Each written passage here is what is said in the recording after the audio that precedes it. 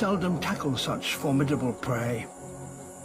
But this pride can't go on much longer without food.